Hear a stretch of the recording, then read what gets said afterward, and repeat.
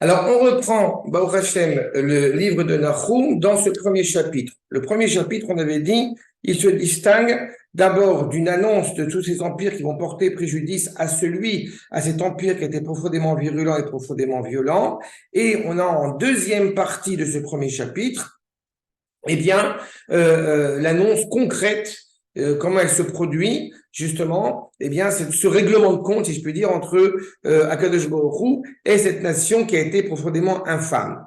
Et on avait évoqué la dernière fois à quoi, justement, quelle était la situation de cette nation qui allait périr, et on l'a dépeinte, enfin, le prophète l'a dépeinte comme, justement, des pics des pics qui sont d'un côté humides, donc des plantations qui a priori seraient sèches, mais justement elles sont humides, et puis qui vont brûler comme du foin. Vous vous rappelez ce qu'on avait évoqué dans cette réalité-là. C'est qu'a priori, vu la grandeur, vu la force dans laquelle elle était, elle aurait eu du mal à tomber, elle aurait eu du mal à trébucher, elle aurait eu du mal à être justement à brûler. Mais la réalité, c'est que justement leur comportement a fait que, malgré tout, ça ne pouvait pas être autrement. Mais je voudrais m'attarder sur justement cette notion qui est évoquée de cette plante, en l'occurrence, si on parle du foin, eh bien, donc du blé, ce qu'il représente justement et pourquoi est-ce que le prophète utilise cette image-là, utilise cette métaphore-là. On va reprendre avec votre permission, vous avez ma cour numéro 16, le Ramat Vali, qui rappelle justement qu'il va brûler très vite, alors qu'a priori, comme on dit, il était humide. Nous dit le Ramat Vali, que kash yavesh malé, soda hu, les fiches yesh chita. On pense au grain de blé. Le grain de blé, comme vous le savez, il est protégé par une écorce, le motz, pour qu'il puisse se développer. C'est intéressant parce que dans l'image qui est en train ici de rappeler le Ramat Vali, eh bien, le motz, c'est aussi le Yetzerara. C'est aussi une des images du mauvais penchant, de la mauvaise inclinaison. Mais cette mauvaise inclinaison, elle nous protège d'une certaine manière pour nous permettre de grandir, de se développer. Et dès qu'on est suffisamment fort, eh bien, on n'a plus besoin de ce Yetzerara pour, j'ai envie de dire, donner son fruit. Eh bien, c'est ce que nous dit ici le Ramat Vali en ce qui concerne justement, eh bien, cette nation. Levush achita, vekash achita. Vous avez d'abord l'habit du blé, ce qui va recouvrir ce blé le temps qu'il bourgeonne. Et puis nous avons après, évidemment, le foin, qui lui, pour le coup, est dépourvu de sens, est dépourvu de fruits, est dépourvu d'utilité. Achita atzma, em aneshamot akedoshot shel bnei Israël. Le grain de blé, quand Akadosh Baruch Hu, il dit à Adam Arishon, pour vous, n'est-ce pas? Alors, ça veut dire multipliez-vous, mais ça veut dire surtout, pour, ça veut dire que faites en sorte qu'il y en a un qui va assurer ces engendrements, qui va être le prix. Le Ham Israël, comme vous le savez, c'est le prix, c'est le fruit. Mais ce fruit, dans ce monde, eh bien, peut être en danger, vu les intempéries, vu les réalités diverses qui nous animent. Par conséquent, il y a, comme je le disais, il y a une écorce qui recouvre ce blé. Les vushachita, emaklipot elionot, amalbishimotam. On est protégé grâce à cette écorce. Les kashachita et le foin, emaklipot, atartonot, anetunot, tachat ragleen. À l'inverse, le foin est bien justement, une fois que le blé est sorti, une fois que le blé a donné ses fruits, a bourgeonné, à ce moment-là, eh bien, le foin perd, comme je dis, tout son sens. Donc, ça veut dire, et c'est important aussi, pareil dans l'histoire de le rappeler, chaque puissance, elle peut avoir un potentiel exceptionnel, mais comme ce potentiel peut s'armer contre Israël, peut s'armer contre la morale, contre le bien, alors elle devient dévastatrice à l'égard du monde entier.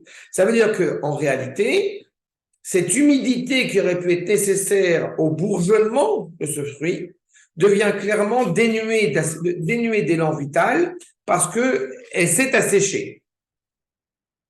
D'accord? Omnam, Kozma. Alors qu'en réalité, on sait que dès les prémices de l'histoire, celui qui va assurer ces engendrements, c'est évidemment le peuple juif. Maintenant, tant que le peuple juif n'est pas suffisamment mûr pour assumer ce rôle, tant que le grain de blé n'est pas encore mûr, n'est pas encore cuit, on a Kolzman Shadai Lonid Bashel Achita, Akash Mitkayem Belachuto. Qu'est-ce qui permet à la plante d'exister? Elle existe grâce à son humidité. La réalité n'est pas encore achevée, n'est pas encore arrivée à son idéal. Ce qui permet donc à chacun d'entre nous d'évoluer, d'avancer, de mûrir. Donc c'est une bonne chose. Mais d'un autre côté, ça nous met inopinément, évidemment, en danger pour affronter ce monde. Jusqu'à quand? Jusqu'au moment où on va s'assumer pleinement.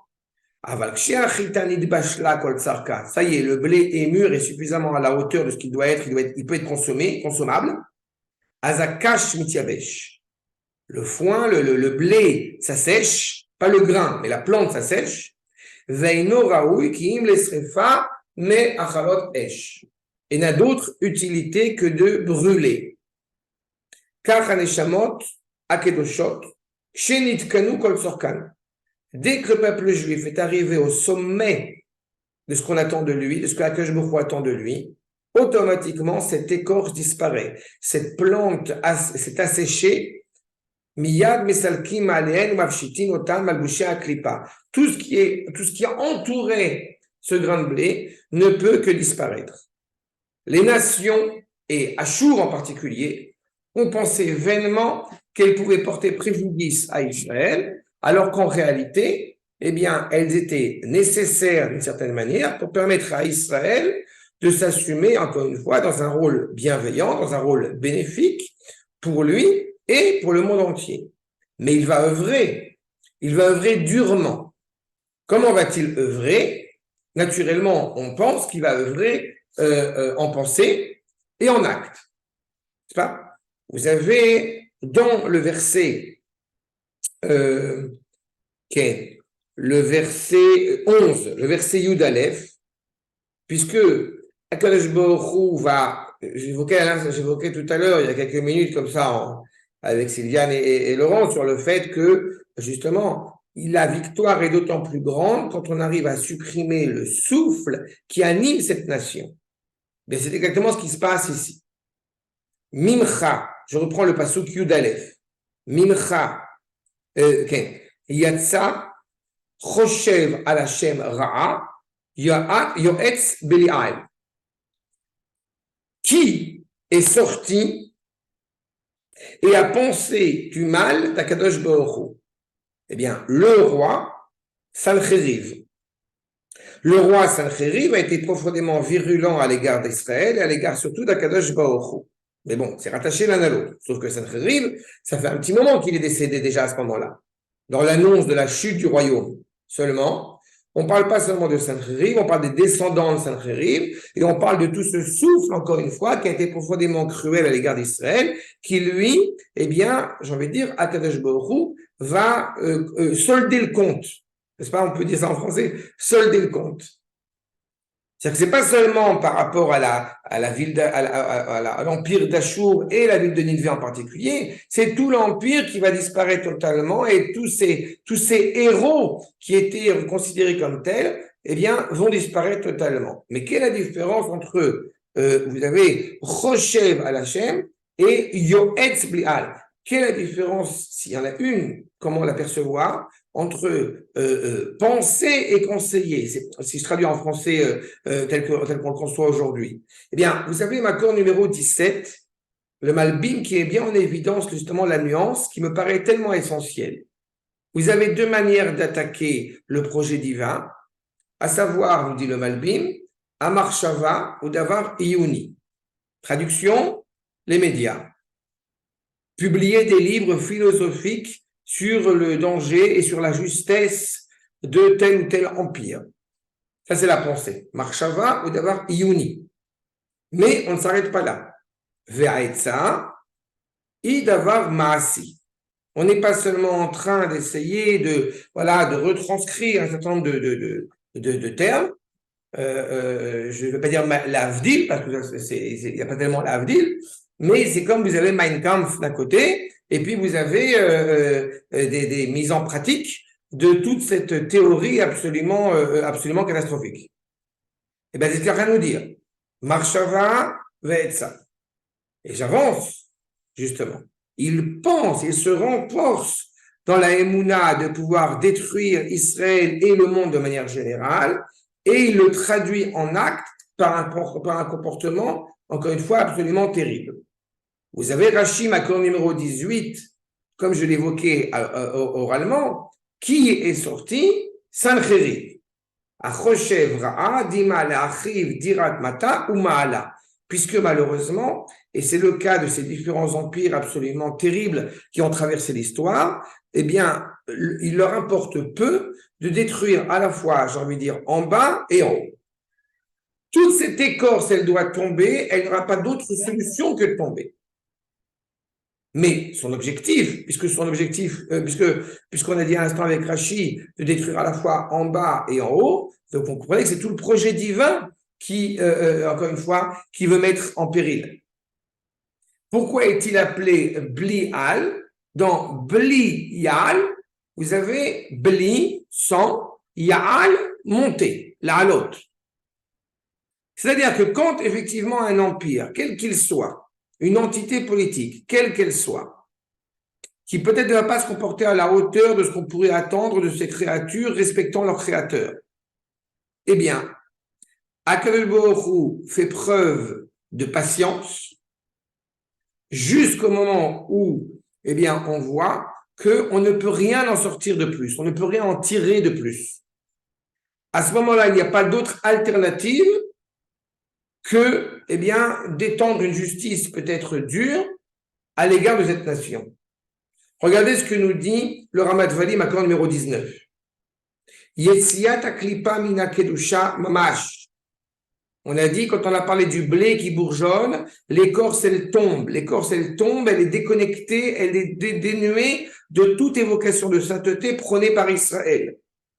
Ve'i aïta, shechashva, ve'yatsa, lasot, kol haraot, ve'atzarot, el akdusha atzma. L'objectif fondamental, et j'ai dû le rappeler, et peut-être hélas, maintes et maintes fois, mais quand on regarde les bombes qui sont lancées contre Israël actuellement, eh bien, les populations n'ont pas oublié de bien inscrire sur cette bombe Al-Quds. Ils savent au nom de quoi ils se battent et pourquoi ils se battent, ce qu'eux considèrent, encore une fois, comme étant l'évocation de sainteté. Nous avons la sainteté qui est une réalité objective définie par Akadosh Baruch Hu lui-même et qui, par conséquent, le seul désir, je reprends sur ce qu'il nous dit le Tanakh, le seul désir de cette nation absolument cruelle, c'est de manigancer, de manipuler une stratégie absolument terrible dont le seul objectif est de détruire toute marque de sainteté authentique, objective. Faire des tsarot, faire du mal pour cela. Conclusion, ils vont perdre. Ulvasor, Ra'a, Tavo, Aleem, Neum Hashem. C'est un essai, et Dieu sait combien beaucoup de nations ont essayé à travers les siècles. Elles devraient peut-être comprendre à un moment donné, mais semble-t-il pas totalement. Eh bien, la parole d'Akadosh Baruch Hu assure clairement que cette nation, justement, eh bien, s'apprête à tomber définitivement. On avait dit dans les premiers cours, l'Otakum Parmaim Tsara, qu'elle ne va pas se relever de ce mal, encore une fois, dans lequel elle s'est enfermée. En cela, le Ramat Vali nous dit, Yoetz Belial, que signifie-t-il? Mashamaoud, Keshte Milot. Baal Yaal. Il ne pourra plus s'élever en aucune manière. Il a commis l'irréparable. Et pourtant, on nous dit dans le verset suivant, le verset Yudbet, comment est-ce qu'ils peuvent tomber? S'ils sont si parfaits, si professionnels, si organisés, si stratèges, comment peuvent-ils tomber? Peut-être un problème, peut-être le problème d'union. S'il n'y a pas d'unité politique, alors peut-être ça va les faire tomber, parce que justement, il y aura une séparation, il y aura une implosion interne. Et pourtant, on nous dit dans le verset Yudbet, Kohamar Hashem, im shlemim. Que signifie s'ils sont parfaits, s'ils sont complets, est-ce qu'ils sont complets alors qu'ils sont pas, ils sont écartés d'Akadosh Baruch Hu, ça paraît inconcevable. Donc, que signifie ce im shlemim? Vechen rabim. Et ils sont beaucoup. Combien de fois on va entendre des réflexions du style mais tu peux pas te battre contre le monde entier. C'est mignon. Et qu'ont fait les Maccabim si ce n'est pas se battre contre le monde entier? N'est-ce pas? Arshav. Donc, ce im shlemim, eh bien, va nous dire le Metzudot, Makor numéro 20, im yuan sheninve shlemim bedea achat. Nous avons un peuple qui est un bouclier, si je puis dire, qui est en accord total avec la volonté de détruire le monde et particulièrement Israël qui en est le cœur. Shlemim bedea achat, ou be'etza muskemet, donc ils sont tous d'accord, vechen yurabim, bemispar, et ils sont beaucoup. Chez Kolze ou Siba et la Nitzachon, ils ont toutes les raisons logiques de gagner. Toutes, à la fois en interne, à la fois par leur capacité militaire, à la fois par leur nombre de soldats, ils ont toutes les raisons de vaincre, eh bien, tous ceux qui voudraient leur porter préjudice. Donc, vous comprenez que quand cette nation tombe, eh bien, il y a ici une grande sanctification du nom d'Akadosh Baruch Hu, de voir réellement qui est le maître à bord, j'ai envie de dire.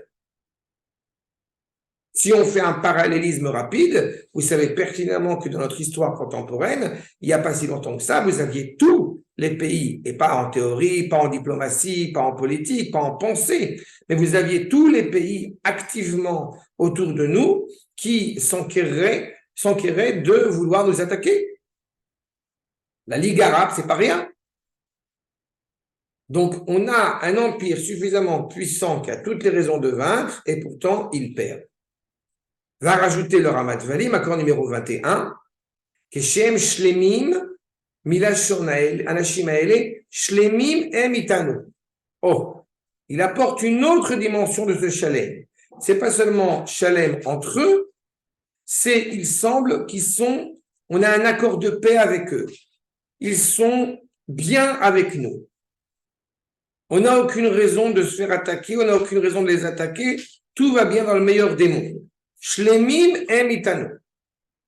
Vem gam ken rabim. Et ils sont beaucoup, et ils ont beaucoup d'influence. Prenons un pays qui se dit ami d'Israël, par exemple. D'accord? Et qui a, pour le coup, eh bien, se présente comme étant un ami d'Israël, soutenant Israël, et il a beaucoup d'influence sur Israël. Influence, comprenez ici, une influence économique, une influence politique, une influence militaire. Essayez d'imaginer un pays, non, mieux que ça. Essayez d'imaginer des États unifiés, n'est-ce pas, qui rentrent dans ce paramètre-là. D'accord? Je voulais un indice. Ça commence par État, ça finit par uni. C'est bon? D'accord? Arshad. Donc, prenons ce cadre-là. Eh bien, nous dit le Ramat Vali, Azouazman, Shenigzazim, Venirchatim, Ve'avar, Kol Echad, Gamshalto, Madrigato. Malgré cette énorme puissance, malgré ce sentiment amical apparent, s'ils nuisent à ce que doit être le monde, à commencer, je répète, par Israël, ils ne pourront que tomber. Cette notion de nixos, eh bien, dira, c'est aussi un verset qui apparaît chez nous, quoi, dans le verset Yudbet, Vechen Nagozu, eh bien, dira le Metsudat Sion de Nagozu, ça vient de Gzera et Grita. C'est-à-dire que même s'ils sont très puissants, même si, encore une fois, il semble que les attaquer n'aura pas de valeur, n'aura pas de sens, eh bien, il n'empêche qu'ils tomberont malgré tout. Vous voyez, de tous les côtés qu'on regarde, une entité politique qui ne veut pas, qui veut s'entêter à aller contre le bien, contre la morale, avec une cruauté ou révélée ou une cruauté déguisée, eh bien, il n'empêche qu'elle ne pourra que disparaître. Parce que, encore une fois, le projet divin ne pourrait supporter, eh bien, un tel drame. Mais je passe mon temps à vous dire se comporter contre le bien de manière immorale. Mais quel est le point de clivage qui peut certifier si nous avons ici un comportement moral ou immoral, au-delà des cruautés diverses, encore une fois, qui peuvent apparaître? Eh bien, en regardant dans la traduction en araméen de notre verset, vous avez le Targum, l'accord numéro 22, eh bien, vous avez un détail qui est quand même assez percutant. Amar Hashem, Im Yaon Shlemim. On reprend notre verset, l'accord numéro 22, dans la traduction de Targum Yonatan Ben Uziel. Amar Hashem, Im Yaon Shlemim Be'etza. Ils sont de bons conseillers a priori. Vesigain Betmanta Amameid Mikanshin Le'aka Lech Yerushalayim. Ils sont, encore une fois, en accord dans leur manière d'agir, dans la manière de se comporter avec nous, mais évidemment, en ayant le sentiment que, eh bien, ils ont un lien exclusif à l'égard de Yerushalayim.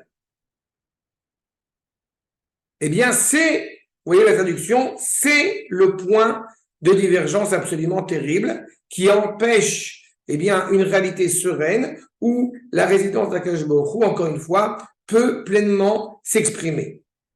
Pourquoi? Parce que la présence d'Akadosh Baruch Hu ne peut passer exclusivement que par le prisme du peuple juif. Et c'est ce qui, évidemment, toujours a été un détail très dérangeant pour les nations à travers l'histoire. Voyez le Al-Shir HaKadosh, Makor numéro 23. Im nashuv me'elenu v'narviach. On a une grande crainte de savoir qu'est-ce qu'on va y gagner. En réalité, si on revient à cette identité profonde, eh bien, on aura justement une grande élévation, pas un orgueil, mais une grande élévation qui sera bénéfique pour le reste du monde. Nous dit le Al-Shir HaKadosh, Kulanu nekabel pene shechina, on va recevoir la résidence d'Akadosh Baruch Hu, venegale kvod Hashem le'ene akol. Et nous allons clairement révéler l'honneur à celui qui le mérite, évidemment, Akadosh Baruch Hu, aux yeux de tous. Mais si on ne revient pas, Achim lo nashu, yavi Hashem alenu, chevle Mashiach, ad nashu edei suri. C'est-à-dire que si effectivement on ne revient pas correctement, concrètement vers Akadosh Baruch Hu, ça ne veut pas dire que le monde sera foutu et tragique. Non, les douleurs de l'enfantement, n'est-ce pas, de la messianité, apparaîtront, mais avec justement des difficultés et des épreuves et des douleurs. Et à ce moment-là, pas tout le monde va pouvoir, eh bien, mériter cela, mais seulement, voilà, quelques personnes comme ça qui vont arriver à sortir du lot et qui vont réussir justement, eh bien, à se construire et avancer. Et on a la certitude que cette souffrance qui est annoncée sera en réalité bien à la fois pour nous une souffrance qui va être ponctuelle, mais surtout la dernière épreuve eh bien, de la part de ces nations qui ont voulu nous porter préjudice. Puisque, encore une fois que l'Égypte, une fois que le peuple juif est sorti d'Égypte, eh bien, elle n'a plus de possibilité de nous rendre esclaves d'elle. Elle a perdu toute son hégémonie et c'est toute la problématique. Je terminerai sur ce point parce que, oui, il y a un détail qui est très important que vous avez Makor numéro 29. Avec l'assurance, encore une fois, c'est le mot Terou. On va briser ces chaînes, on va briser encore une fois ces nations qui vont nous empêcher, comme je répète, d'être nous-mêmes. Comme j'évoquais l'influence des nations et que je faisais un parallélisme entre le blé, entre l'écorce du blé rattachée au Yetzerara et les nations. Et c'est intéressant de savoir que pourquoi est-ce qu'effectivement, eh bien, on trébuche, nous disent parce que le joug des nations nous accable. Donc, il est d'autant plus important de se libérer du joug des nations et du joug de ce Yetzirah pour pleinement se libérer. Seulement, regardez ce que nous dit le Ramat Vali, et je terminerai avec cela, Makor numéro 29. Il n'y a l'amada vekiyum les shum nivra baolam. Aucune créature dans le monde ne peut résider, ne peut exister si ce n'est avec l'influence et la volonté d'Akadosh Baruch Hu. Al-Yedea Shefa Aelion, Animshach Minagdusha, Mitchalek, les Kol Anivraim Kefi Madrigatam. chacune des nations reçoit une certaine dimension, une certaine parole, une certaine forme d'influence de la part du Créateur tout entier. Et si Akadosh Baruch Hu a permis à cette écorce de continuer, de se poursuivre, c'est qu'elle avait un sens. Mais une fois que ce sens a été abouti ou que leur cruauté, comme je l'ai dit, était particulièrement outrageuse, à ce moment-là, elle n'a pas d'autre solution que de tomber. Regardez ce qui est souligné pour terminer. Ine, Yedoa Gamken, Shaklipa Ina Nizonet, Kiim, Mipsolet Akedusha. De la même manière que le blé, le grain de blé a besoin de vitamines, l'écorce qui l'entoure a elle aussi besoin de vitamines, mais une vitamine moindre. Si on met de l'eau pure ou des eaux, on dit des eaux usées pour le fruit.